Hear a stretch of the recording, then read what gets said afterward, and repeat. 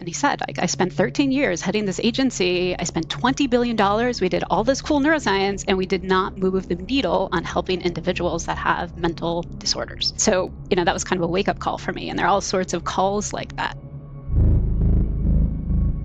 I now like the idea of fast forward to the end and ask, what does society need from us? And then go backward and fill in those blanks. And one of the biggest unanswered questions is the neuroscience of feelings. The most profound insight, I think, that follows from thinking about the brain in this new way is how hard the end goal of treatments really is. Because we know that complex dynamical systems are exceedingly hard to control.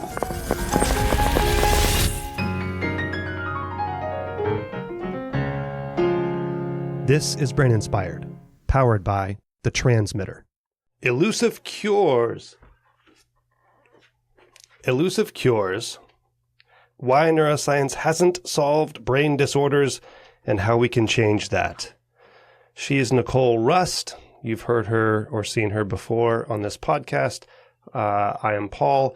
Nicole runs the Visual Memory Laboratory at UPenn, University of Pennsylvania.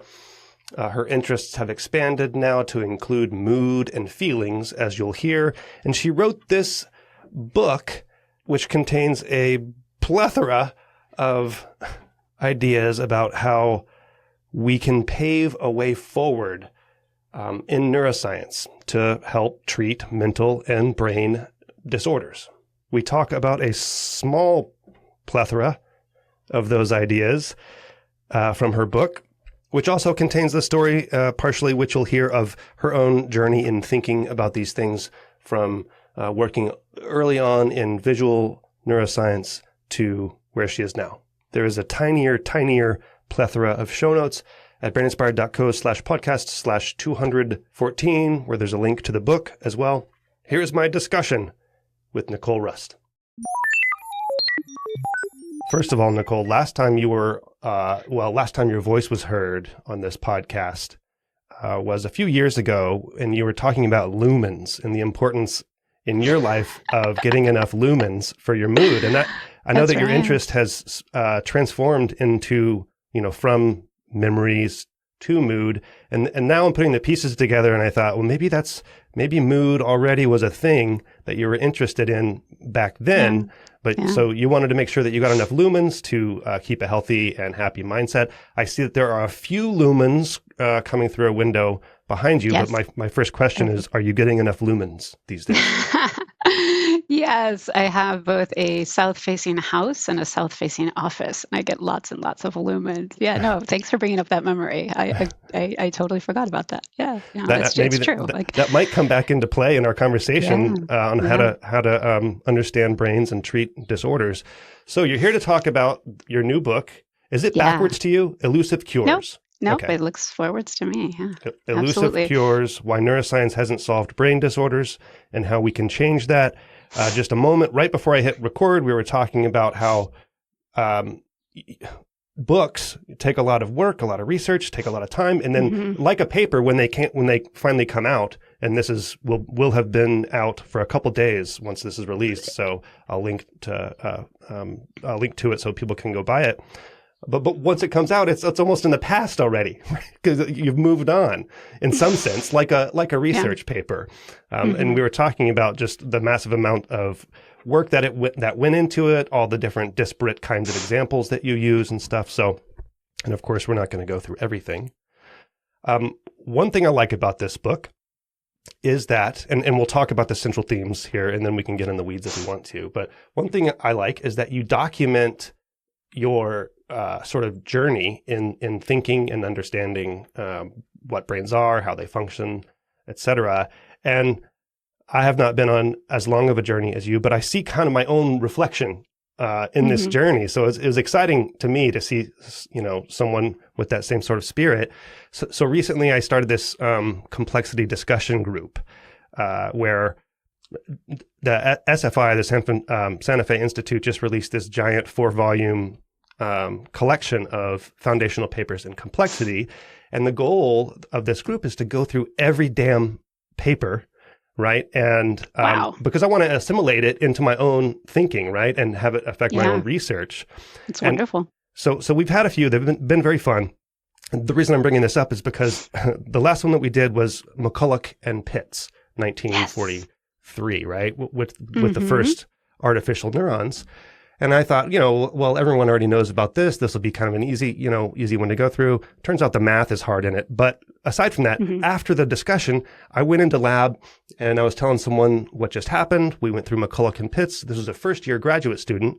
And this person was like, what's that? I don't know what that is. And I was like, what? You have to know. Yeah. That's what I said. It's like, you need to know this. But I didn't know that when I was a first year grad student. And I was so naive and there's so many things I didn't know. So that's, and I'm still learning. So we all are. Yeah. We all are. But okay, so like I said, one of the things that I like about this is I get to sort of live your own personal journey here. And so I wanted to start by maybe you just reflecting on where you came from and how you got to where you are now. Okay. Yeah, absolutely. Well, thank you for all that. And yeah, I feel like in some ways you and I have been on this kind of parallel journey of kind of zoom out and think about the big picture as we also in parallel kind of dive into the nitty gritty and do research. One big difference is you have tenure. That's a big difference. I do have this wonderfully privileged position, yes, which is great. So how did I get here? So for me, it all started when I was an undergrad. So I grew up in small town USA in North Idaho, in the skinny part of Idaho, the panhandle up there near Canada. And I went to the University of Idaho as an undergrad, thinking I would be an engineer. My father was an engineer. My uncles were engineers. My grandfather was an engineer. I thought, this is a great job. I'm going to be an engineer. And I didn't find my first year coursework to be really inspiring, let's say. So I was looking for something else to spend my life doing. And that's where I encountered Francis Crick's book. So Francis Crick, as we all know, in the first part of his career, he helped elucidate the three-dimensional structure of DNA. And then later in his career, he became a neuroscientist. And he wrote this book in the early 90s called The Astonishing Hypothesis, The Scientific Search for the Soul. And I just woke up to the idea, like, this could be a job. Like, scientific searching for a soul could be a job. So I was hooked. I was absolutely hooked at that point. Crick planted the seed in that book that a route into the big mysteries of the brain. So he was really interested in consciousness and free will. But he said, the route in is in the visual system, because the visual system is a very tractable system in terms of where it's very intuitive to us because we are such visual creatures. And so if we understand the visual system, that will be the key to kind of unlocking some of the big mysteries. And so, that I carried that with me. I don't know that it was really explicit when I look back on it. I think I forgot about that book. I became a neuroscientist, but then I went and studied the visual system for many years. But for me, well, part of that book also, I mean, this is kind of the height of like the molecular biology world. And I think, didn't you get a major in molecular biology? I did. Yeah. I have a major in molecular biology. Yeah, absolutely. I think that's my major. And that was a really nice nexus there between, biology, but also a little kind of physics inspired and chemistry inspired math. But yeah, absolutely. So at the time, there was this idea that the seed of consciousness might be some special set of neurons that express some special protein, right? Right? That was one of the theories on the table. And that book, really captures, I think, the old way of thinking about, how the brain works. So from there, I studied the visual system, but the idea for me was always like, we just want to use what we've learned and then kind of go bigger. And so I kind of marched bigger and bigger throughout my career, bigger being like deeper, I would say, cognition. So I moved from studying early stages of the visual system, how does the brain figure out what direction something is moving, to kind of bigger questions like, how do we recognize the objects we're looking at? And then how do we find the objects we're looking for? How do we remember what we've seen? And then following on the insights from this book, I'm now redirecting my research program to study even a bigger mystery, and that is mood. So what in your brain drives your experience of happiness, and how does your brain shape that experience? First of all, let me say, so it's interesting to me. Okay, so going back to the Crick influence, right? That's a very reductionistic approach, like you said, that the old way of thinking, which is still very much the modern way in mainstream neuroscience, maybe, I think, not in my I think world. that's changing, right? Okay, Yeah, I definitely think that's changing. Well, that's the thesis of my book. Yeah, you're helping it. That's changing. Yeah, you're helping it change also. But then, some of your early work on visual cognition, right? I mean, thinking about untangling representations. And so, and which is kind of like the manifold idea, right? Which is sort of already getting away from, it's toward the dynamical systems kind of view, kind of away from that single neuron view. Yeah. And so you already kind of had a head start early in your career, but I'm wondering, did you have your modern view where the seeds kind of, how did your modern view grow over time? Was it kind of planted in that early work, which looks very much like it would give rise to your current way of thinking? That's an interesting question. Yeah, so I definitely was part of that industry of thinking about, the brain as an information processing machine. It takes information through its senses and it transforms it as it propagates through the brain to support behavior.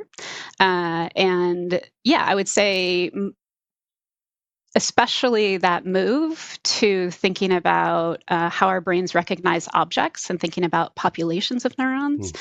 That was such a important moment for me. So I did my postdoc with Jim DiCarlo at MIT. And the most exciting part of that for me was the idea that we didn't have to systematically march through the brain, one brain area at a time. Because I thought that was the agenda we were on, right? So we figured out V1, so then we had to figure out V2. And then once we figured out V2, we could go to V4. And once we got to V4, we could go to IT. But this new way of thinking about the brain was, well, we don't really have to understand how IT came to be. We just have to understand what it is. And if we understand that, we can kind of leapfrog over all of that stuff that we don't understand, right? And then we could push things even further. And that notion of trying to figure out how representations are changing by leveraging what they are and what they're changing to, I think has been a really important one for me and for the entire field, right? It's exploded so much and enabled so much in the realm of internal representations and cognition. I would say that I was very dubious about the whole dynamical systems thing until I wrote this book, right? So I'm surrounded by people who study things like this. I had some experience with it early in my career, and it just seemed to me to be really important for things where the brain might be oscillating, like walking or breathing. But it also seemed to me, I just didn't get why it was important or useful until I wrote the book. And then I zoomed out and I realized, oh, wow, there's something missing here. If we're just going to explain the brain as a big feed-forward chain, we've kind of missed one of the big punchlines. Right. And so that was hugely insightful to me. Yeah, I mean, as you're talking, I realized, I guess you can still, if you're studying something like inferotemporal cortex, IT, and object recognition, you can still think of the brain as what you call in the book a domino-like information processing system. And even within a dynamical systems perspective, you can think of it as this feed-forward propagation thing. And if you're just studying the thing that's changing, you don't need to worry about all the massive recurrence, which you write about in the book as well. Okay, so then you studied visual memory, and now, like you mentioned, you've switched your focus, pivoted, I suppose, a little bit to studying mood. And then, I thought, oh, well, which preceded? Did your interest in mood lead you to write the book, lead you to realize that there was missing things in the from bench to bedside treatment paradigm that's supposed to happen that I heard a lot as a graduate student? I'm like, this is not how my work goes. But so did the interest in mood precede that, or did like the process of writing it also bring that about? Yeah, that's a great question. I mean, first of all, who isn't interested in mood, right? Like, it's just this fascinating, mysterious thing, right? That drives all of us and it drives our motivations. Like, who isn't curious about it? So there are a lot of things I'm curious about in terms of how the brain works, and mood is among them. Consciousness would be just like another one, right? Just the phenomenon of consciousness is I think also fascinating. But why mood on the other side? I think part of it. I also, early in my career, was very driven by just curiosity, right? Like, I just want to figure out how the brain works. I am in pursuit of, the scientific search for the soul. Like, I want to figure out how we work. But I always also bought into the idea that my curiosity was a win-win for society, right? Like just what you said, that's the bench to bedside. So brain research is shaped around this premise that the bottleneck to an impactful understanding of the brain is just understanding the nuts and bolts of its healthy function. I always like to use the analogy of, like, we would never expect a mechanic to fix a car without understanding a car, right? And so, we train them, we give them a manual, it describes how the car works. But our physicians are dealing with manuals, and they're just full of these blank pages. And so how can we expect them to be effective, right? So we, as foundational basic researchers, are in charge of filling those blank pages with information about how the healthy nuts and bolts of the brain work. So when I encountered, so for a long time, I just bought into, like, this is working. And then I started to hear murmurings from, the highest stages. So like the heads of the National Institute of Mental Health, Thomas Insel, when he stepped down from his position, he said, this isn't working. And he said, I spent 13 years heading this agency. I spent $20 billion. We did all this cool neuroscience, and we did not move the needle on helping individuals that have mental disorders.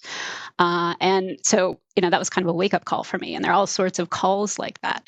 But you could have, taken that message and still said, like, well, yes, but this kind of research that seems like in the abstract, it does lead to progress and understanding. And then maybe it's just farther down the road that those pages will get filled in, and I can just continue on where I'm going. But there's something inside of you that said, no, I need to address this, right? Yeah, because I felt like I couldn't answer that with a straight face. Like, I just didn't know enough about, right? So as researchers, right, we're deep into our thing. And at that point, I was studying visual memory, right? So I knew a lot about visual memory and what I thought that particular research would be good for. But I felt like I didn't have really good responses to, say, Tom Insel at the National Institutes of Mental Health. And I was really just interested in, I realized, like, I don't even know how brain research actually works at a high level, right? There is the sense that it's supposed to work by bench to bedside, but you also hear there's so many of our drugs that were discovered serendipitously before we understood the brain, right? So I just really wanted to kind of dive in and really understand it. The other thing that was driving me too is I felt like, we have lots of criticisms about the reductionist kind of approach, but I couldn't really spell out, like, what is the genius of our era? Like, when we fast forward for 30 years and we look back and we say, what was the big game-changing thing that we did to unlock, like, all the wonderful things? I couldn't spell that out in a coherent way that I felt really confident about. And so that's really, what motivated me to write the book. So writing the book, it was a big zoom out for me. Like, I studied all sorts of functions and dysfunctions, motor control and paralysis, mood and depression, like everything, stroke, sanity and psychosis. On the other side of it, I had the great privilege to ask myself, okay, things have changed for me. So up to this point, I've treated the brain as a domino chain. I'm embracing the idea that that's not the type of thing that the brain is, or that's not a good description of what we need to know about the brain. So now where do I want to dive back in? And the thing that excited me the most, due to this confluence of, I do think about it differently now. I think that I'm still a foundational researcher. I'm still a basic researcher, hands down, no question. But I now like the idea of fast forward to the end and ask, what does society need from us? And then go backward and fill in those blanks. And one of the biggest unanswered questions is the neuroscience of feelings. So just all the other functions are progressing at such a faster clip. So if I show you a picture and ask you what's in it, if I ask you, have you seen it before? If I take this bottle and I ask you, can you reach out and grab it, right? We're just like making such fast progress in understanding how the brain does all those things. But if I ask you, hey, Paul, how happy are you right now? We know very little about what in your brain is driving your experience and your response. We know very little about how your brain shapes that experience. And so there are good reasons for it. There are bottlenecks there. Mood is harder than other brain functions. It's not that the depression researchers have been sitting on their hands.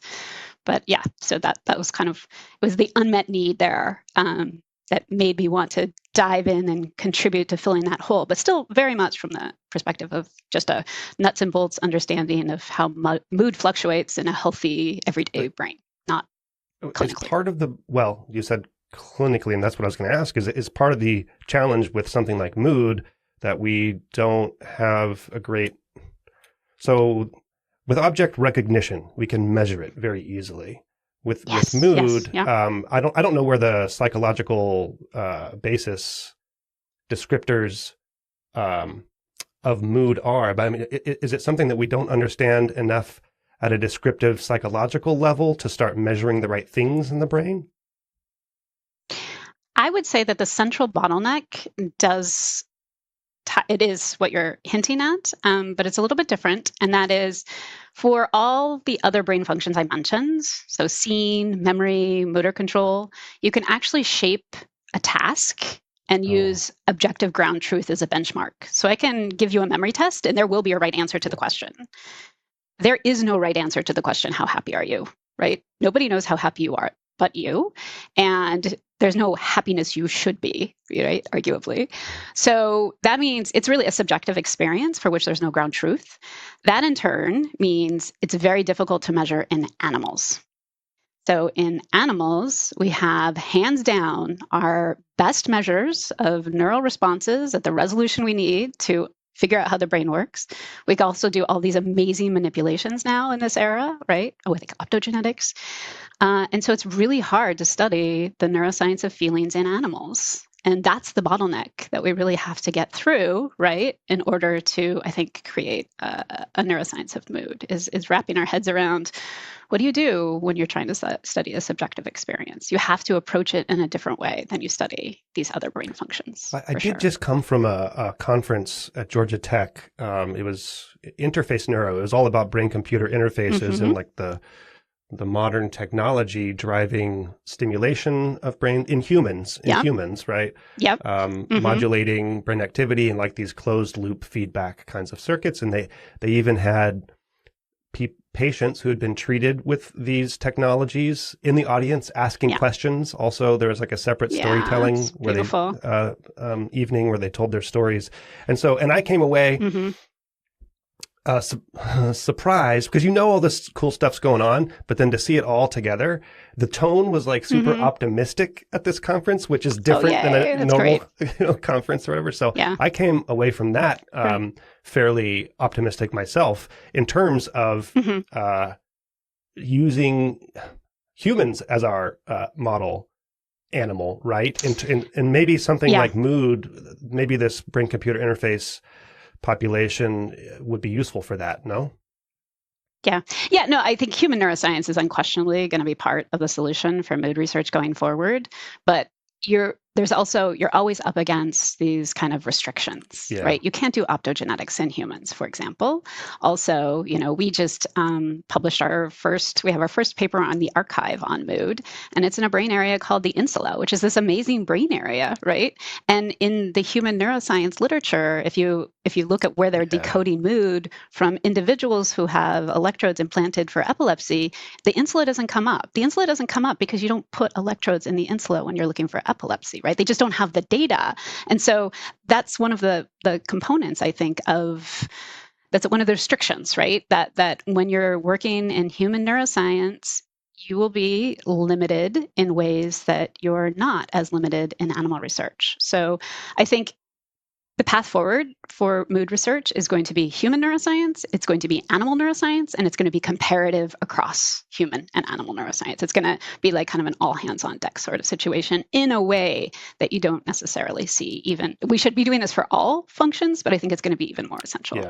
And that's right. I mean, one of the results from decoding brain activity is often like you could probably decode mood from recordings from the hippocampal regions, but then you're not stimulating the insula, right? So the lesson is that decoding is actually not that difficult when you have the right machine learning decoders working for you. Absolutely, right? So there's a difference between where a signal is reflected in the brain and the part of the brain you need to perturb to change that computation in the brain, right? To change mood. Absolutely. However, I'm telling you, pretty cool technologies out there. It is super, super cool. And it's really inspiring what they're doing. So I've buried the lead already, but what your sort of overarching conclusion, not conclusion, but push in the book is to develop what you call the grand plan. And in doing so I want you to describe that in a second, but the grand plan includes embracing things like complexity sciences, rethinking causality. I was tickled that you tickled. I can't believe I just said tickled. I'm gonna have to edit that out. I don't say tickled. I was pleasantly surprised because there are so many things that I saw that reflect my own journey that you devote a little bit of space in the book to shifting away from a things perspective to more of a process philosophy kind of dynamical systems, for example, perspective. Yeah. So, and I want to talk about all those things, but what is the grand plan? Yeah. I mean, before we jump in, I just want to say, because I think it's really important to say it, when I was writing this book, I didn't approach this book like Nicole Rust is the genius who's going to come sweep in and figure all this out. That's just turned out that way, book is huh? at all. No. No, it's not. That's not what this book is. And I say that very explicitly in the opening to the book.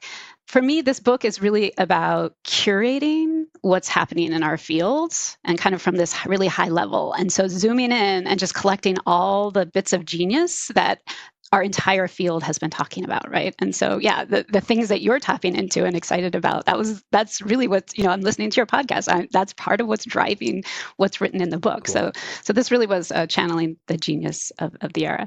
So I think the grand plan, just zooming out, I think the grand plan of any era, this is how I'll define it, is just this broad strokes description of how the community of research it's an ethos, right? That's driving ideas about how we're going to traverse from where we are to impacts to society. And I think keeping the diversity of those impacts in mind is really important. So we want to understand brains for all sorts of things. Understanding for understanding itself is an important goal. But you still share that, right? Because you do mention that in the book, but I couldn't tell. It seemed like you've almost shifted completely to like a treatment kind of mindset. But I shaped the book around treatments because that's the one that seems to be the most frustrated. That's the one where people are pointing and saying, this is not working, right? So I could have written a book about neuro AI, right? But there's just all you can do is celebrate, right? As you have on this podcast, right? It's just exploding, right? It's hard to keep up. You don't even want to write that book because it's going to be out of date in 2 months, right? So it's the field of treating brain and mental disorders where there seems to be a gap between what we're learning and actual impactful treatments that can be deployed clinically. So what is the grand plan? I think the grand plan doesn't make a lot of sense unless you rewind and think about the grand plan in the 90s and what went wrong, and then we can kind of fast forward. So in the 90s, researchers really, and we could talk about why, but they really began to rally around the idea of a brain as a very long system of causes that lead to effects. So things like how the expression of a gene leads to a neuron's function, or how brain activity gives rise to behavior. That's what I mean. And when you think about the brain that way, naturally you want to think about its dysfunction as some sort of broken domino in that chain, right? So you have this big domino chain, which is the broken domino, and then we can go in and target that broken domino for a fix. So if it's a gene, maybe that's a drug. If it's a brain area with aberrant activity, maybe we'll go in and stimulate it, right? So that was kind of the find the broken domino and fix it era of brain research. And that was effective for some disorders, right? So we discovered postpartum depression after a woman gives birth, right? She has this hormone that plummets. And so if you can recover it, right, you can restore mood. So it was effective in a lot of cases. But it turns out that there were other swaths of the field which really just felt impenetrable to that type of approach.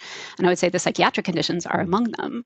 It's to this day, psychiatric conditions are still diagnosed exclusively based on symptoms, right? Things like depression is diagnosed based on sadness and insomnia, right? There are no blood tests, there are no brain scans. Not because that wasn't the agenda. The agenda of the 1990s was to develop those tests, right? Whatever it's going to be, like, let's develop these biological tests for psychiatry. And it just hasn't worked out. Fortunately, I see the field shifting, right? So I would say that's the old grand plan. And the field is shifting in this way, and it's just happening naturally. It's something you've talked about a lot on Brain Inspired. And that is, instead of just thinking about the brain as this feed forward domino chain, embracing the idea that the brain is full of these big feedback loops, right? So now we have a system where causes are leading to effects, and those are feeding back on causes. And that's a whole different type of system. And it can break in a whole different type of way, right? Because one of the things we know about these, what are called complex dynamical systems, is that their emergent properties can happen in surprising ways due to like interactions between their parts, right? So they're not just about what their parts are doing in isolation. So it's no longer a find the broken domino type of situation. It can be calibration and interaction. The most profound insight, I think, that follows from thinking about the brain in this new way is how hard the end goal of treatments really is, because we know that complex dynamical systems are exceedingly hard to control. And the classic example is the weather, right? We cannot control the weather in anything but a trivial way. We can't dissipate hurricanes, not because we haven't tried. There was a whole generation of researchers trying to control the weather, but it was really ultimately because we determined that it's all but uncontrollable, right? The weather is a chaotic system. Small perturbations lead to these big unpredictable effects down the line. And so for me, thinking about that is the challenge that we're up against. We have to control a complex dynamical system. It just reframes all of research back to the earliest stages. So as basic researchers, one of our jobs is to figure out where are the brain's control nodes, right? Like where are the places that we can actually go in and target a treatment that actually will shift the brain from an unhealthy to a healthy state. That's a whole different definition of the problem relative to, find the broken domino and fix it. I would summarize it's something like, and it's definitely less pithy for sure. It's something along the lines of, model the brain as a complex dynamical system and figure out its control nodes or figure out how to control it. Again, for the benevolent purposes to shift it from unhealthy to healthy states. Yeah. So yeah, that what I would say is the new grand plan of our era. That's what I'm going to stick my neck out and say in 30 years, when we look back and say, what was the genius of our era? I think that's going to be it. We shifted to thinking about the brain as a complex dynamical system. We started thinking about how to control a dynamical system. That will be the game changer. I guess one thing to say here is that if you are in the domino-like way of thinking, fixing a single domino is a version of control, and it sounds like a very easy version. And we do not know how to control complex adaptive systems. I mean, there are suggestions. There are plenty of suggestions, and maybe all of them have some merit. But and maybe we can talk about some of those, right? But one thing that you just mentioned that I wanted to ask you about also was you just said that like the weather or complex systems. I'm not sure if you just said this, but you talk in the book about how they are fragile in some sense. And which made me real. So learning about complex systems, what you always hear, or what I always heard, is that they are robust because of all of the interactions. They can take on a lot of different configurations. They can adapt. And you make the point in the book, and I didn't appreciate it beforehand, that yes, they are robust, but if you put them in regimes in which they have not evolved to be robust to, then all of a sudden, because they evolved to be robust in most regimes, they're actually fragile in a lot of kind of edge cases. So I don't know if I just explained that correctly, but maybe you could speak to that robustness versus fragility in fragility. Yeah. It's an observation about complex systems, and I think it does have profound implications for the brain and brain disorders. I mean, really, once you start thinking about brain disorders this way, you kind of start to see, it's like a light bulb moment, like, almost all the brain disorders might follow from this. But the general principle, the general idea is that because complex systems have these many interacting parts, they can become fragile if they have, small failures or small uncalibrations. And the classic example is like an ecosystem, right? Where if one of the species in an ecosystem gets a disease or dies for some way, you can get like a complete ecosystem collapse because the entire ecosystem is so interdependent on one another.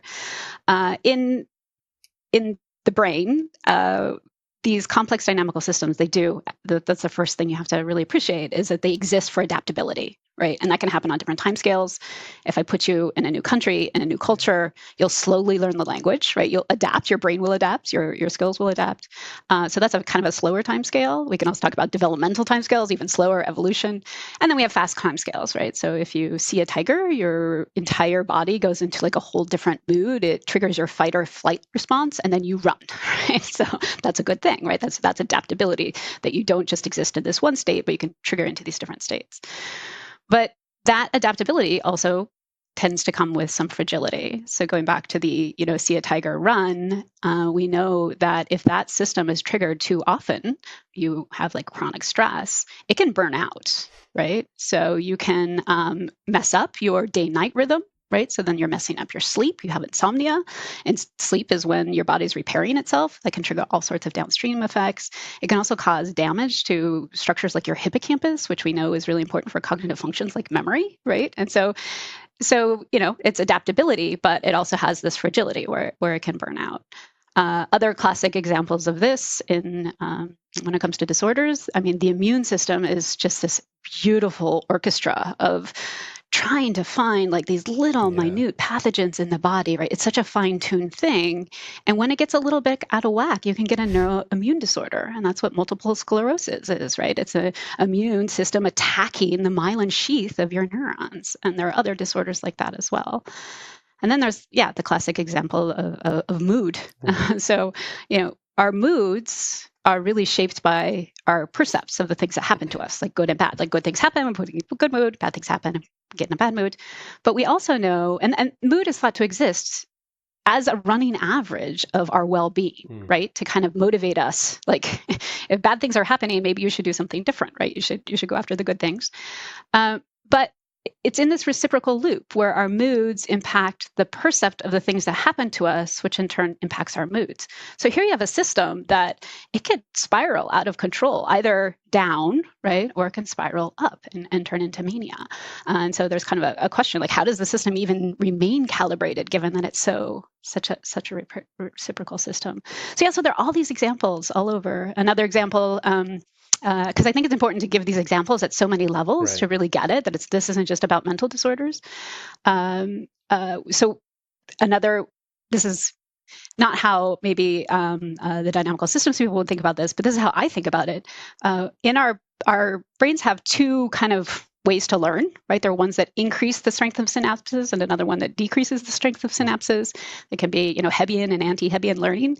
That second type, right, those two balance each other. But if you want to have that second type, you have to have this whole host of mechanisms to support that second type.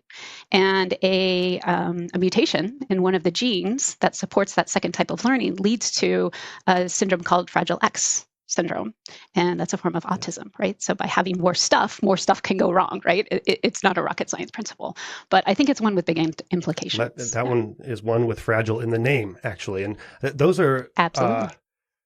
Sort of heartbreaking that there are these, I think Huntington's is another one that are so dependent on such a seemingly small change that can then affect the whole system. And these are these important nodes of control, which is one way to control complex adaptive systems.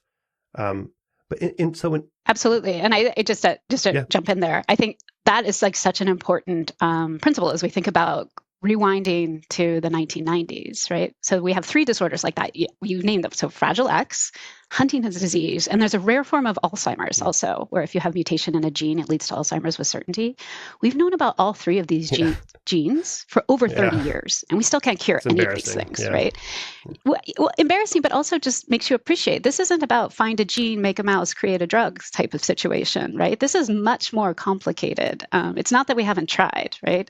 So there's a shift in perspective, I think, that definitely needs to happen, and that researchers, fortunately, are making. So researchers in all all of these fields are shifting to thinking about the brain in this complex adaptive way. Yeah. I mean, you mentioned mood, and that's what you're interested in these days also. Is mood something that is affected by our modern lifestyle that maybe has not been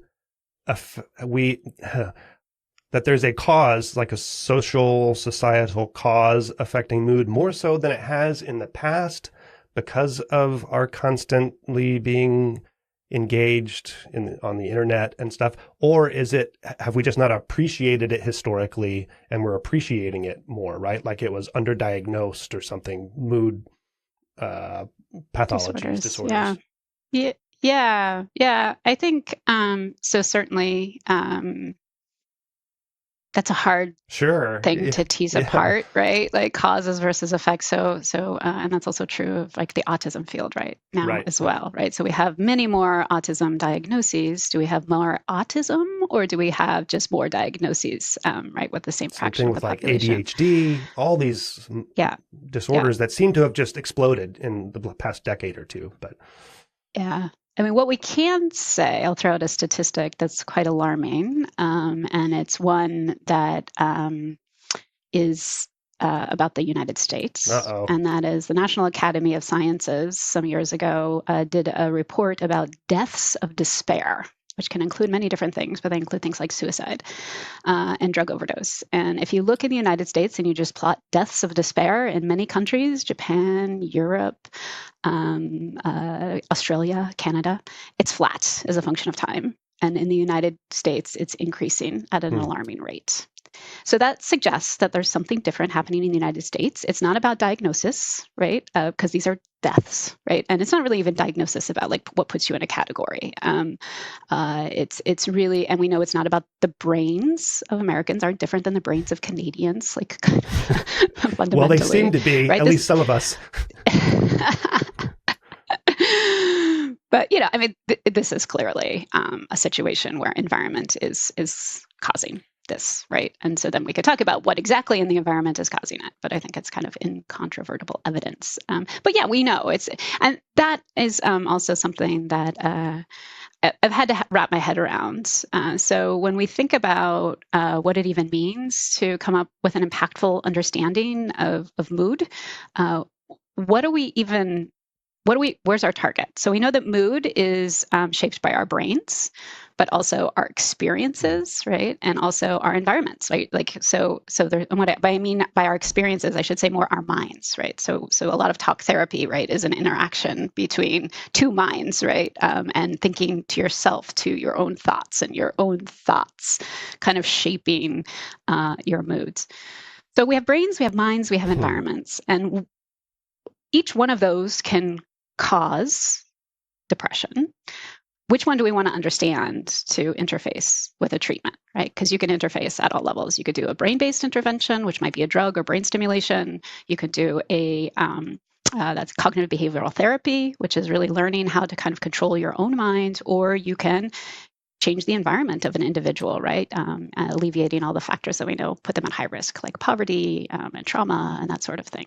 So, which one of those should we push on? I think that that's a really important conversation to have, and yeah, for me, I think it's an all hands on deck sort of situation. I will throw out there that when I think about what's the next big thing going to be, the next big breakthrough in understanding mood, I do think it's going to be in the brain, because brain research is, of those three, brain research is the one that's really moving at a rapid clip. We've been studying minds and interventions for a long time. We have a good sense of what kind of trauma in the environment impacts mood, right? But the big game changer, I think, is going to be in the brain. Not necessarily because it matters more than the others, but just because that's the era we live in. But so even in the brain, what I want to ask you about is causality now, right? Because you were just talking about different levels of causality and different facets. Even in the brain,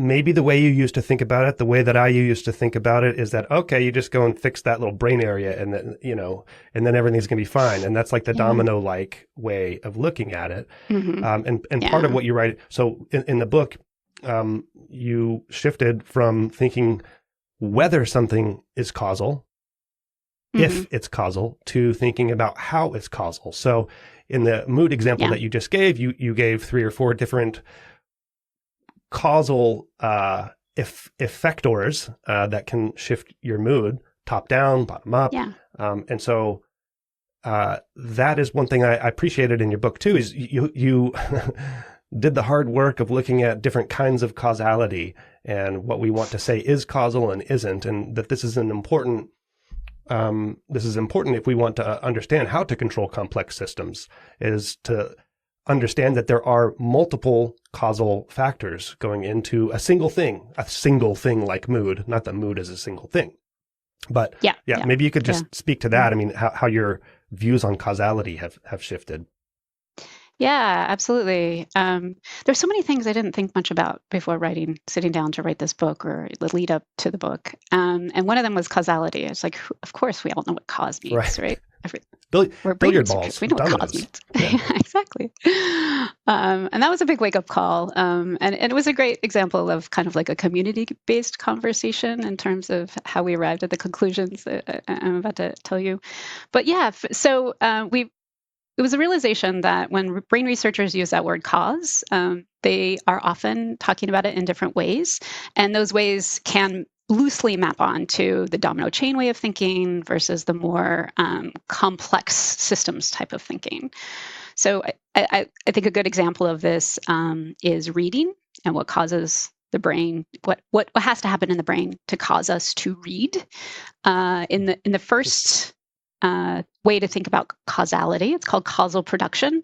The goal is to figure out the causes that produce things. Okay, so we would focus on things like the visual word form area, which transforms shapes into letters and words.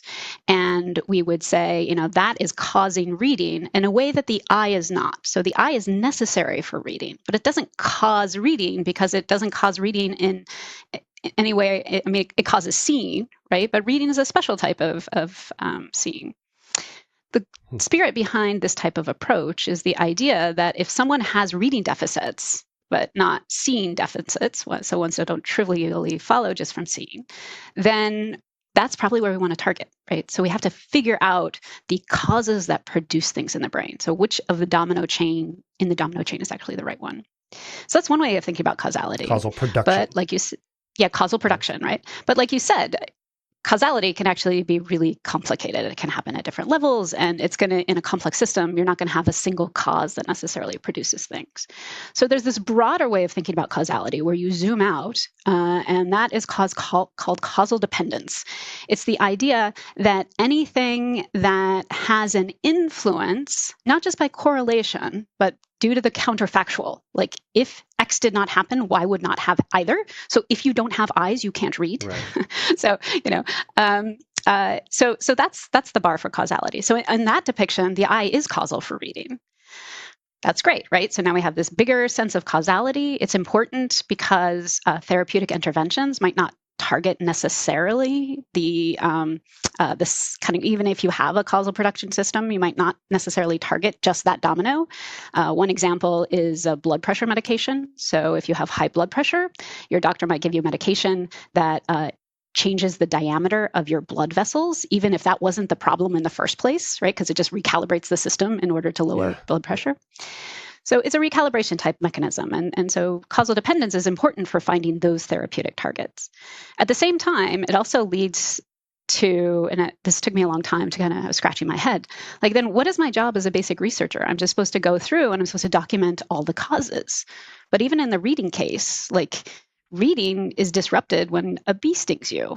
And also if there's a hurricane, and also if there's a tornado, right? So am I really supposed to exhaustively document all of the things that influence reading? That seems a little bit like a waste of time, right? So that can't be right.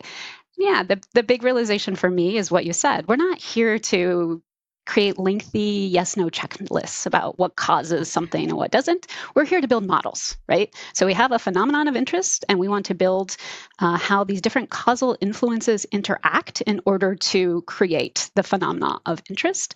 And one of those things would be, the visual word form area. One of those things would be the eye. We would talk in those models, they would include the different roles that those two things play.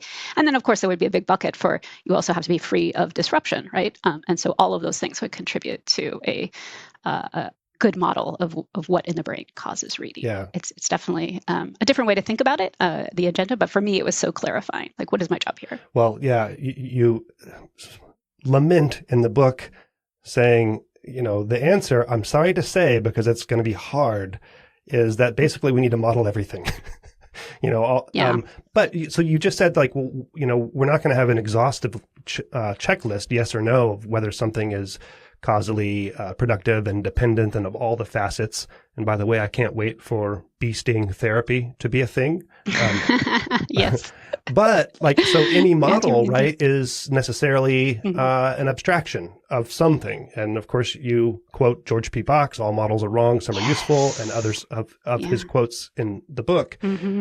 So knowing which of those locuses of importance causally is something that has to go into the model then. Otherwise, we're missing facets of it. So that seems like a tall order in a complex system, which has multiple levels of interacting different processes that it seems, all you can do is start to model it and then see where it's working, where it's not, I suppose. Yeah, I think there are two routes in, and one is kind of the route that. So, let me just emphasize: this is kind of an all hands on deck situation, right? People are suffering and they need treatments, and so we have a long history in brain research of just intuiting what might work and giving that a try, even in the absence of complete understanding. And we still don't know how most of the therapies to treat brain disorders actually work, right? So that's completely fine, and there's no you have to go through this long process, and we have to hold off and wait. But so there is one route in that's of that type. And then there's another route in like you've described, and that is model the system and all of its complexity. And so for that example, I turn to this really elaborate description of the genetic network that controls cell death in a form of cancer, leukemia. And so this big genetic network has, I think, 60 different genes and proteins, and everybody's interacting with everybody else. It's really, really complicated. Researchers went in and they modeled all those interactions. And then once they had them, this big complex dynamical systems model of those interactions, they were able to ask the following question. What in this model actually matters for determining whether cell death is on or off? A lot of stuff in there is doing a lot of other stuff other than that question, right? And so what they have is a situation where cell death has been turned off and they want a therapeutic way to turn it back on again. So they got rid of all of the proteins in that network except for 5. There were 3 that were kind of configured in this domino chain backbone, and then there were these 2 controller proteins that were determining whether or not the backbone was on or off in order to control apoptosis. So that whole process is a process, it's derived from engineering. It's called model reduction, and that's definitely one way into the system.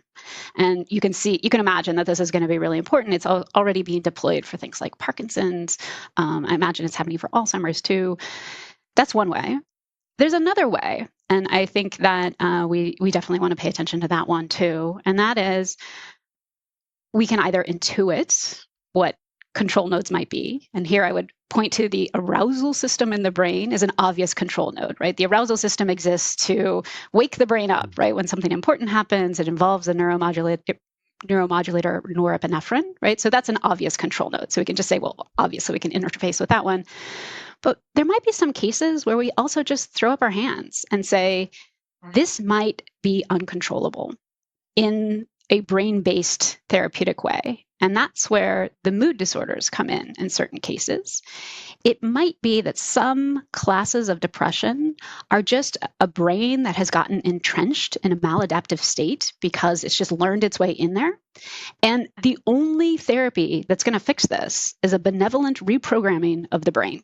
And that LSD? Can't happen via, well, so that's where we get to LSD, right? Because we're never going to be able to go in and give some holographic optogenetic therapy that's going to tweak all the synapses in exactly the way they need to in order to kind of get the brain out of that state. And so acknowledging that is not the goal there to try to do that. what we can do, and this is where the psychedelic therapies are starting to gain some traction, right? The idea behind those is you just want to trigger plasticity in the brain. You want to enhance plasticity, and you want to combine that with talk therapy, because talk therapy is the only way you're going to be able to reshape the brain in the way it needs to. You're not going to be able to do that in an interventionist way in the brain itself. So I think that's, and there's evidence that so many of our therapies for depression, that's how they work. They're really enhancing plasticity so the brain can kind of like wiggle itself back to health, which is, I think, an important insight, right? Because it really informs how we should be going about it, if true. Yeah, the psychedelics research. So a dynamical systems landscape way to look at this, and I'm just restating what you said, is that, you have these attractor states, kind of wells in this landscape, and you might get stuck in one. And the way that I think of psychedelic treatments, and I'm sure that I just read this, I didn't come up with it, is kind of just a resetting of that landscape, of flattening out so that then you can get to a better place with the talk therapy, et cetera, and then slowly over time go back into a better attractor state in that landscape. On the other end, people who have these psychedelic treatments, sometimes it's just one shot and it's, very effective. But it does seem that while fun, that might not be the best treatment. In 50 years, we might look at psychedelic treatment and think, man, we're just shocking the hell out of the brain. That was really unnecessary, and there are better treatments now, So I don't know how you think. It seems a little scary to think I'm flattening out my entire landscape to get to a better spot in this one well. I don't know how you think about that. Yeah. I mean, and so there have been a lot of, I think we only want to do something as dramatic as is required. Sure. Right. Sure. And so, electroconvulsive therapy is a very dramatic kind of resetting of the brain, right? Like having it enter a seizure. But there are ideas that's how that works as well. And so you kind of want to do the minimally invasive thing in order to enhance the plasticity that you need. I think we also have to acknowledge, just the dangers and the risks, right? I mean, when you flatten the landscape, it can land anywhere. Right. And so these talk therapies, where as a patient is reliving their trauma, that can just reinforce the trauma and actually make it worse, not better. Right. So it's really important that we proceed cautiously and ethically. People shouldn't be messing around with this stuff, right, based on something they, Googled or something. Right. Like this is really, really tricky stuff. That needs to happen in a professional setting. Yeah. I was just having a conversation. And we need a lot more research. A lot more research. Fortunately, people recreationally do these things as well, so that could be some sort of research. I have a friend who just partook with some, I think it was shrooms, and he wanted to talk about his experience, and I said, "Oh, did you meet God?" kind of jokingly, and he said, "I think I met the devil." So there's lots of different ways it can go, right? That could be traumatic, right? Yeah. He's fine though. He's fine, I think. I'm glad he's fine. Be careful out there. Yeah. So you discuss in the book that the work of Hasuk Chang documenting how we came to measure temperature through something he eventually calls epistemic iteration, that it was a long back and forth. And you write in the book that this gives you a little bit of hope in this daunting challenge that you put forward of building models of everything and understanding complex systems. So this is from the book Inventing Temperature by Hasuk Chang. I can say John Krakauer recommended this book to me many years ago, and I think everyone who's read it has had some sort of epiphany and just really appreciated this historically about whatever they're doing that's daunting. We'll look at this example from history. So how did it affect you? How did Hasuk Chang's work affect you? Yeah. Thank you for that and asking the question. Because I talk about inventing temperature twice a week. Do you really? And I'm always to individuals. And I'm always struck by how many people haven't heard of it, right? And haven't got the memo. It's also, so let me just say, it's a philosophy book that is very readable. I had the chance to see Hasuk give a talk at the University of Pittsburgh a few weeks ago, and it was really, really pleasant as well. But I just wanted to. Yeah. Oh, I have never seen him speak. That would be delightful. Yes. So I'll just put that in context for me. when I was writing this book, I realized that I had, again, one of these things like you just don't think about stuff until you think about stuff. I had kind of internalized this idea about progress in science, where one generation locks down a bunch of answers, and then the next generation builds on those answers, right? And that's how science progresses. Shoulders of giants.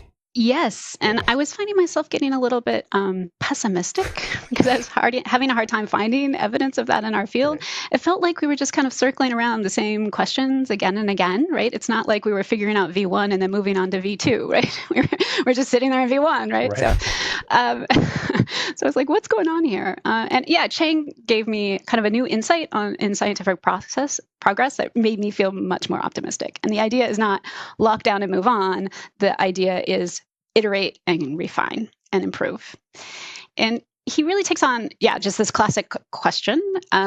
So just step back and think about, you're trying to figure out how something works. It might be temperature, right? Or it might be today, mood. You have to start with some type of measurement of it. Of course, once you figured out how it works, you will know how to measure it. But you need measurements to create understanding, and you need understanding to create measurements. So where do you begin? And Chang argues that it's okay to jump in with just a best guess. It's not going to be right, but you can just jump in, and it will be close enough that if you're committed to refining over time that measurement, you'll get there through iteration. That's the key. And he examines, how did we figure out temperature in the 16th century? How did we go from the sense of what hot and cold are to the observation that puddles freeze, to developing the first thermometers, and then over a period of 250 years, create thermodynamics and statistical mechanics and be able to measure temperature within a billionth of a degree of absolute zero, right? Like that's what we want for depression, right? We want to go from where we are today, which is a sense of what depression is, and some of these rudimentary questionnaires, like, are you sad and have you slept? We want to go to like the thermodynamics of depression, right? That's what we want. And in addition, be able to kind of intervene and change it. So that's epistemic iteration. And I think it's just such a powerful concept because it is so illuminating. One of the things Chang emphasizes is it's not a prescription, right? So he examines the history of temperature, and he says, well, it began with getting a really good thermometer before that thermometer had any impact on the theories. It wasn't that the theories weren't created in parallel, but the measurements didn't have an impact on the theories until we got really, really good measurements. In the book, I go into examples from memory where it looks like it was done a little bit differently, right? Like the theories about memory were intertwined with our measurements of memory because it's just a different type of thing. But yeah, it just really, for me, illuminates the formidable kind of challenge we're up against. It makes me feel all right as I go in and try to study mood. I don't have to come up with the ultimate measure of mood in order to make progress in mood research, right? I just have to come up with something that's decent and be committed to iterating. And that's why I think depression is really interesting as well. So it turns out that the measure of depression that's used in most clinical trials today for antidepressant drugs, that was a scale that was developed in the 1960s. And as Eiko Fried and his colleagues say, right, since that scale was developed, we have put a man on the moon. We have created computers. They're in our pockets, right? We're connected globally, and we're still using this scale from the 1960s, right? Maybe it's time to iterate. At the same time, if you just zoom out and you look, it turns out that there are like 250 scales like that. And so I would like to chime in with my own 2 cents and say, I don't think the next big step in depression research is going to be the 251st scale for depression, right? I don't think that's going to be the big breakthrough. We need a new way to measure mood and depression. That's going to be the big breakthrough, I think. So iterating, measuring things in different ways. But I think we have to think about it like that. A couple things to add. One, and you mentioned this in your book also, is that Chang points out that epistemic iteration never ends. There's never an end, right? Because you're always iterating. And you said it's not prescriptive, and there are, mood is a different beast than temperature. And in one sense, like it's hopeful in that you see, okay, this was a hard problem, but through this epistemic iteration, we got to where we can measure temperature very well. However, it seems also like a much simpler problem than brains than complex, Yeah. because temperature, is a statistical property, but it is just sticking a thermometer in and measuring. And what you put in that thermometer makes a difference. What elevation you measure at, how many minerals are in the water, all of these things, which Chang goes through the pains of like talking about, and that took, as you said, 250 years, I think. Mm-hmm. So the other thing is, the brain is different. And also, we don't want it to take 250 years, right? Yeah. So I don't remember if he pointed out, well, I guess my question is like, how do we have a better science of effective iteration to speed things up? Do we know a better way to go about iterating? Yeah. I mean, I think one of the lessons, I would say we don't know definitively, right? But one of the lessons that Chang points to in his book is the importance of standardization in measurement, right? So there was this period where everyone had the thermometer, but they couldn't agree on a temperature scale. And like you said, they couldn't agree, right? So everybody was doing something a little bit different in order to have a community-based science of measuring temperature, right? It helps if you all have the same thermometer measured in the same way, so you can really compare your results. And so, there was a committee formed, and they agreed we're going to measure it in this type of vessel with this. And the benchmarks are going to be water, freezing and boiling, and so on and so on.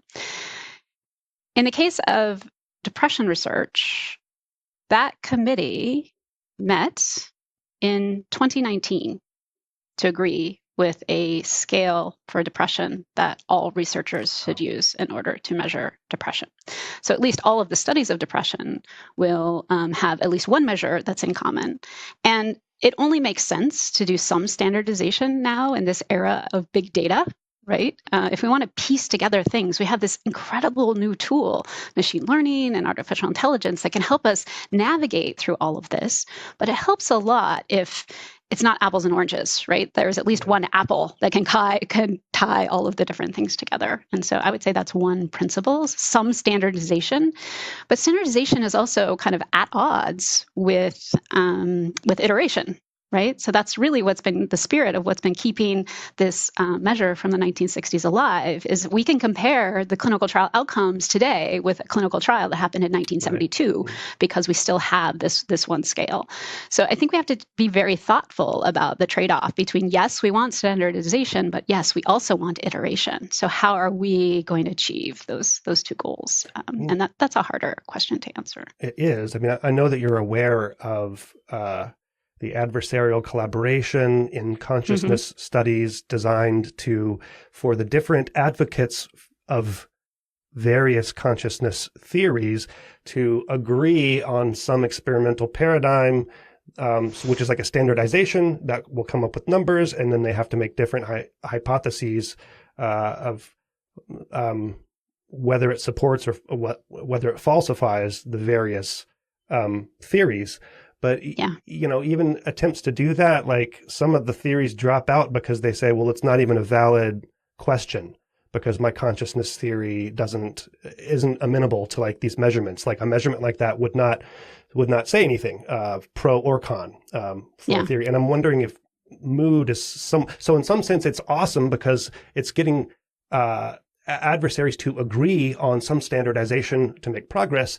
On the other hand, it's just as frustrating because it doesn't fully falsify any theories, and we still don't understand consciousness anyway, what it is, but it's subjective, and mood is somewhat like that. So can we standardize something like mood better than something like consciousness? It's a really important question, right? Yeah, there's this tension here.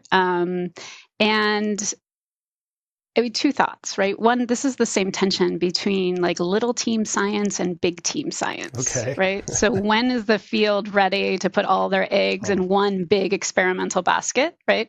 Versus when is a field better off by doing a whole bunch of different things? And I think that when a field is ready to put all their eggs in a big basket, that's when you're ready for an adversarial collaboration, right? And that they can happen too early. I would say in the case of depression research, I don't know of big competing theories that would justify something like an adversarial collaboration. I came out of writing this book a huge fan of a specific form of pluralism, right? Is acknowledging that we don't know what's going to work. What we want to do is not that we want to just say anything goes, no matter how silly it is, right? But we do want to just acknowledge some epistemic humility. You don't have to think that your way is the only way in order to think, have an intuition that I think this is the best way, but let me acknowledge that other way, that might be actually very useful too. Kind of, we're in all hands on deck. So let me try to understand what you're doing and why you're doing it. And let me acknowledge that we need kind of to pursue multiple paths. It might be that only one works or only, one ends up to be the best, but we don't know which one is going to be that. So I think that's one, that's probably where the mood and depression field are, kind of an all hands on deck. We need lots of kind of things happening in parallel, but we also need lots of conversation and discussion around it. And then, there are more advanced fields. But consciousness is not one of those more advanced fields. I would say, I don't want to chime in on that because I just don't know enough about to know, but I can imagine it's a little too early. Consciousness. Well, right? But you could imagine that maybe, they're doing wonderful things in this, in the models of the visual system, right? Like the whole brain score enterprise, right? That's a wonderful example of, we want to model the visual system. We want to agree what the benchmarks are and what the targets are, right? So we can compare the models against one another. And that's just a big community-wide conversation. What is it that we're trying to explain in the first place, right? Because that's going to determine the models that are the best. And they're ready for it, right? All right, so we don't have too much time remaining, but I wanted to, there are a few other topics that I wanted to get to. One is, okay, so we talked about the grand plan, but another phrase that you use is perspective neuroscience. And you write about how this exercise of writing the book what you consider perspective neuroscience, which is this zooming out essentially and reframing. And I've heard this for about 10 years now, that what neuroscience needs is to zoom out and think about big pictures and reconfigure. And I don't know that it's happening more or less. It seems to be happening more with people writing books like this. And you allude to perspectives in research journals, which is where perspective neuroscience, I think, gets its name. Did I describe it correctly? What would you add to the idea of perspective neuroscience? Yeah. So perspective neuroscience. It's been fun to talk to you about this idea, and I'm excited about the work that we're doing together in this space, because I think we're both really interested in perspective neuroscience, right? And so talking about what it is and what it isn't, right? And how to think about it, I think is really, really important to hash that out by like-minded individuals who are kind of deeply engaged in it. To me, I think about perspective neuroscience is that big picture conversation about how, for example, all the ask-answer pieces of the puzzle kind of fit together. It is not exactly philosophy, because I think, philosophy, if you just look at like the topics of philosophy, they're not always relevant or of use to practicing scientists. Some of them are. The goal, it also has, history, right? It's an appreciation of what has worked in the past, like this conversation about Hasok Chang and inventing temperature. It ties together so many things. I think it's important to acknowledge that the goal of perspective neuroscience is not prescriptive, right? It's not this idea that, okay, we're all going to sign up for one grand plan for our era, right? That the point of perspective neuroscience is really just to put forward a series of ideas about what we should be doing and how we should be doing it and why those are good ideas, so we can discuss them, right? And then we also do need to appreciate pluralism to the degree to which we have to be humble about the fact that we don't know what's going to work and what isn't. So let's agree that, multiple paths forward are important. I think there are mixed feelings, right, about this type of discussions. Some people will acknowledge out loud, oh, this is just a waste of time, right? Somebody wrote too many perspective pieces and they didn't do enough science. Shut up and calculate. And exactly. I can appreciate that at the end of the day, science is about the really, really, really, really hard work, right? About doing asks and answers and traversing, all the experiments and all the analyses. And unquestionably, if that doesn't happen, scientific progress doesn't happen. At the same time, given how hard science is, I think it makes a lot of sense to think really hard about what we're doing and why we're doing it. right? So if you're going to engage in this, why not do science that really is going to move the needle, science that's going to matter, right? And trying to even understand what that is. We don't just want to get caught up in inertia of the history of our fields, right? We want to be thoughtful and say, like, well, what is it that we're trying to achieve? And that could be all sorts of things. Like, I want to understand, I want to build AI, I want to treat brain dysfunction, whatever it is, right? But specifying the goal and then kind of working backward, saying, what is the most important thing I could do to contribute to that goal, and am I doing it in the most sensible way? I think that's prospective neuroscience to me. Yeah. Is Okay. having that conversation, and I think we should be doing more of it for sure, especially at the trainee level. I think that's trainees are not encouraged to engage, and I don't think we're doing enough to help them engage in prospective neuroscience. So yeah, students have a lot on their plates already. Yeah.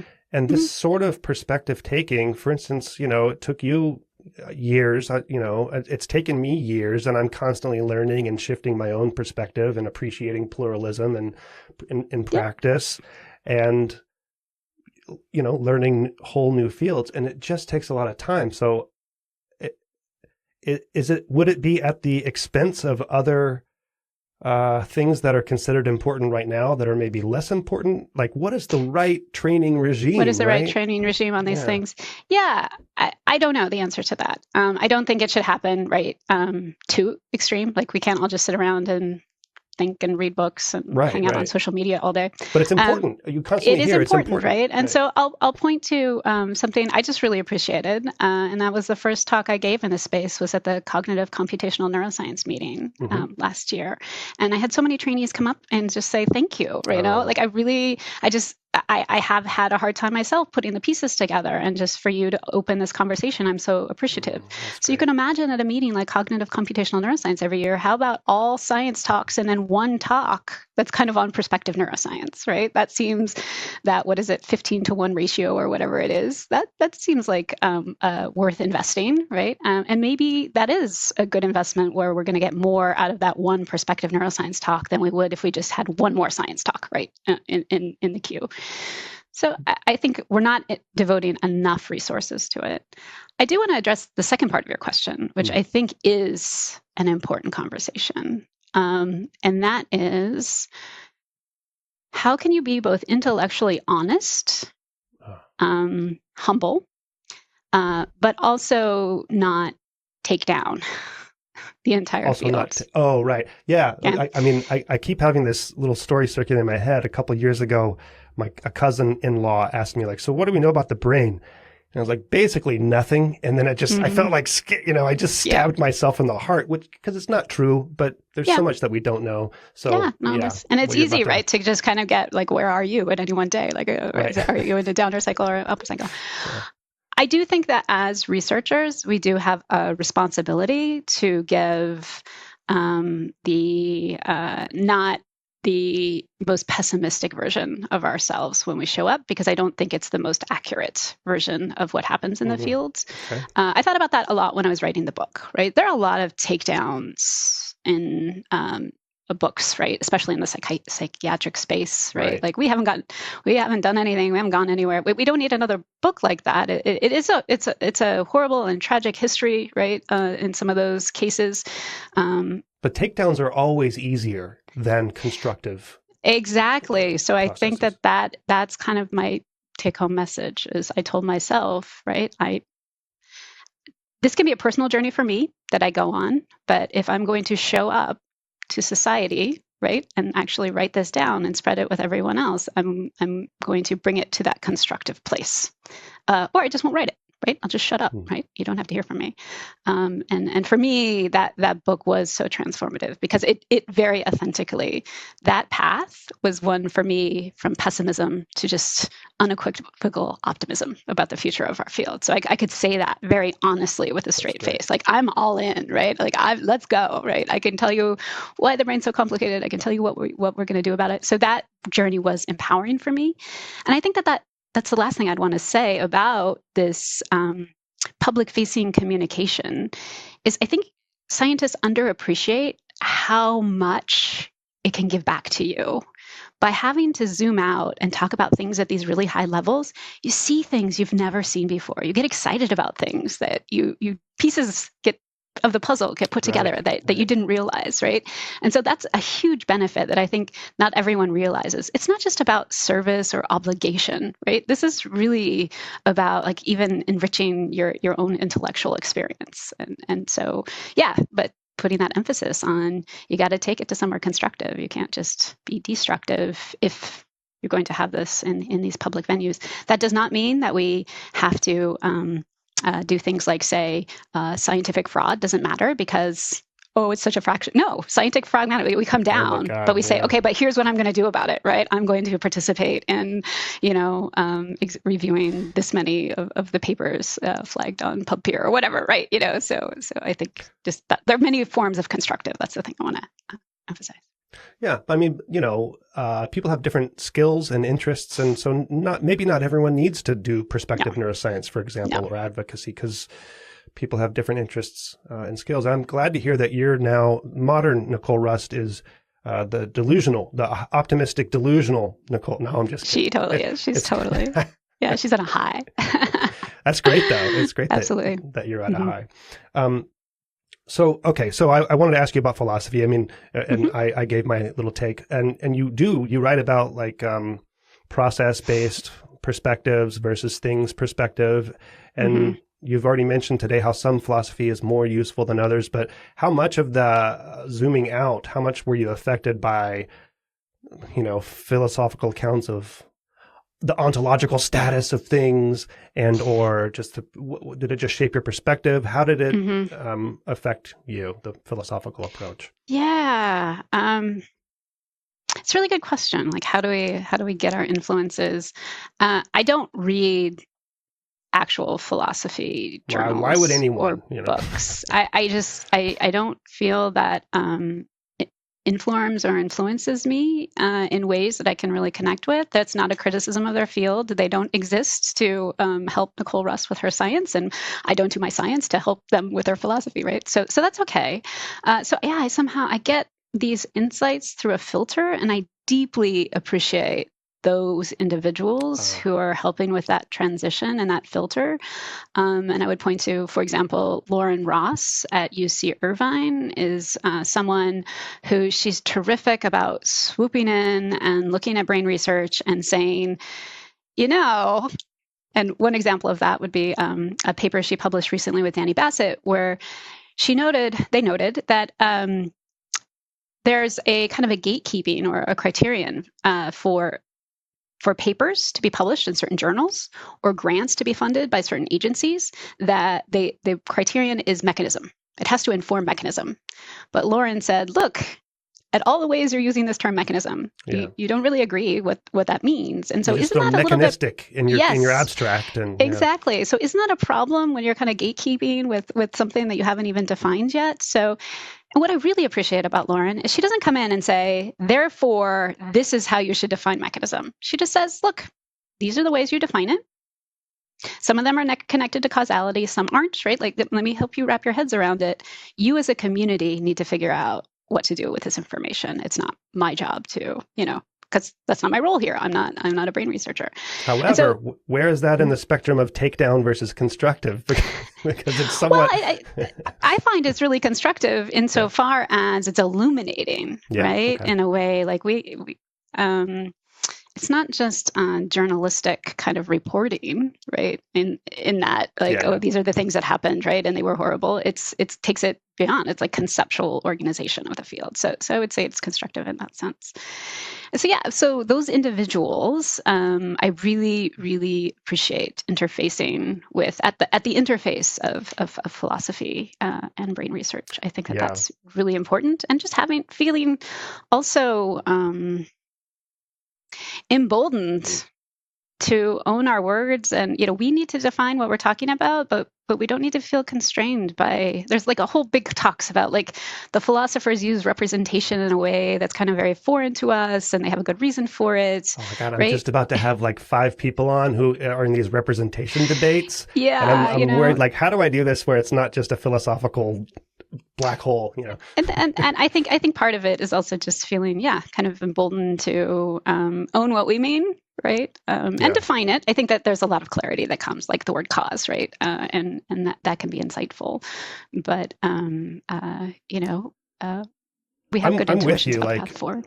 I really appreciate that handful of philosophers of science who help translate, right? Because an example of on kind of the other side where you can get lost is William Wimsatt. Bill Wimsatt is a philosopher. I have his book. Yep. Is it Reengineering Philosophy for Mortals or something? Yes, absolutely. Okay. So it's got a great cover. It's got a great cover, and it's got great concepts. And this is so. Wimsatt talks about the causal thicket, which speaks to what we were talking earlier about with causality, that in this mesoscopic spatial world scale that we live in, where things can matter across levels, across spatial and temporal levels, he calls this the causal thicket, where it's not if, but how various things are causing each other. And he's got a great illustration. And I tried to read the book, and it's just, it was like so difficult for me to read that I just put it down, and I felt a little sad about that. But on the other hand, it's not a constructive use of my time, I don't think, if I have someone who can translate the concepts to me, because I am mortal. Yes. And that's my experience as well. It's just like, this matters to someone, but I don't see how it's going to move the needle on understanding my ability to understand like what in the brain drives mood, right? So I need to move along. Yeah, someone who just helps us grasp, okay, what's the important stuff from this that will affect my thinking and my own research? And there's nothing against Bill Wimsatt. I still might have him, invite him on the podcast, but anyway, okay. Yeah. Last question for you here, first of all, did we miss anything that you wanted to highlight before? Okay. I don't think so. I mean, we've covered a lot of territory. We've covered a lot of territory, and not nearly as much as your book covers, I guarantee you. Okay, so I mentioned consciousness earlier. You're interested in mood these days, among other things, and that's a subjective thing. I believe you originally, part of your excitement, you mentioned the Crick book, and part of your excitement was, we will be able to make progress on understanding subjective experience, for lack of, that's a high-level summary. Has your shift, the many shifts that you've gone through and your new kind of collection of perspectives, has it changed the way that you think of what consciousness or subjective experience is? Has that complex systems approach, the dynamical systems approach, because I still can't articulate for myself, which is a problem. So I can't write a book, how I know my thinking about consciousness and subjective experience has changed, how it might arise, the nature of it, but I can't, I'm at a loss to really write a clear paragraph about it. And I'm just wondering, and part of my shift has been, like you, appreciating complex systems, appreciating dynamical systems and so on. Has it changed the way that you think about consciousness at all? Or do you, or have you just left that alone because mood is hard enough? Certainly mood as a subjective experience is kind of all tied up there in consciousness, right? And I'm still wrestling with those ideas. The field, there's an idea in the field that an emotion is a brain state and a feeling is a conscious experience, right? And that's how we distinguish them. Okay. And that's one argument, and others argue that's not true. And so much of that debate shapes the entire field, right? And it informs, like, can we even study emotion in animals? Do they actually have feelings? What would that mean? How would we know? Yeah. So I'm just, as I make this transition to studying mood, all of those questions are really at the front. I think those questions are so easy to get lost in if we don't keep our eye on the prize, and that is people out there are suffering. They are suffering from depression. It's about 20% of individuals will experience a mood disorder at some point. And, for half of the individuals who try antidepressants, they don't work. Certainly, we can't help everybody that has depression. And so we have to jump in and try some stuff, right? And so I think we can argue about some of these things, but at the end of the day, it's like, well, this might work, so let's give it a try in terms of understanding the neuroscience of mood, right? In an animal, let's give that a try and see if that works. In terms of how my thinking has changed, definitely. It's an easy sell these days, right? The idea that consciousness is an emergent property of a complex dynamical system. I don't think anyone's going to say, oh, no, it's about that special neuron, it's the von Economou neurons, in the insula. When they fire, they've got this special magic protein, right, that makes us conscious. Like, nobody thinks that way anymore. Nanotubules, right? Well, there are some people, but maybe. Right. But, even, efforts to measure consciousness are all based on these dynamical systems. It makes me realize, yes, the sheer kind of awe of what we're up against seems like it's more respectful, right, of the problem, right? That this is kind of this emergent property. Oh yeah. Right. Yeah. I also thinking about not just the brain gives rise to, but we are agents that interact with our environments. We shape our environments shape us. Like, we are a dynamical system in that sense as well. Also seems to respect some of the awe and wonder of the things that we are, right? We're not brains in a vat as far as we know, right? And so... I'm glad you said that, because I have that same shift. I can articulate that I think I would 10, 15 years ago would have said, I want to understand how the brain gives rise to. And I might still say it and slip up and say it, but that's not how I think about it anymore. And so that's almost all right. So that removes something, but then how can I be constructive and say something positive, is what I struggle with. Absolutely. Yeah. And I was very moved by Kevin Mitchell's book, Free Agents. Yeah, right? You're right where about that as well. Yeah. He brings back, right, how could free will exist in a world that is deterministic, right, or largely deterministic? And thinking about it from a dynamical systems perspective of, right, there are these kind of top-down mental states that maybe are imposing upon, neurons and their function, and there is some noise in there.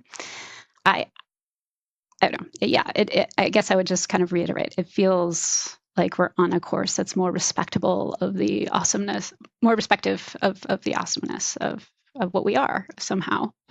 But I don't think that we're going to figure this out by taking all that on. I think we're going to figure it out in small slices, right? We have to work up to some of these big, awesome questions scientifically. At least that's my inclination as a scientist, right? I'm not going to try to go explain all of the awe and wonder of the human condition. That's not something that I could productively do, but I can go figure out, what drives the neuroscience of mood. So I'll start there. With your many models, epistemic iteration approach. Yep. Exactly. For it. Yeah. Okay, Nicole, thank you. I'm really happy that you're so optimistic. I wonder if that's a normal pattern, right? So where we all start off really optimistic, and then we learn some things, and then we think, oh no. And then, maybe we get a grant or something, and then you get a little optimistic. But right now you're on a high, and that's great to see. And it resulted in this book. Or probably maybe the book resulted in your optimism, or maybe they epistemically iterated with each other. But thank you for the book. I recommend it. And, I hope it does really well. And thanks for joining me. Thanks so much, Paul. This has been a ton of fun. I really, really appreciate it. Thank you.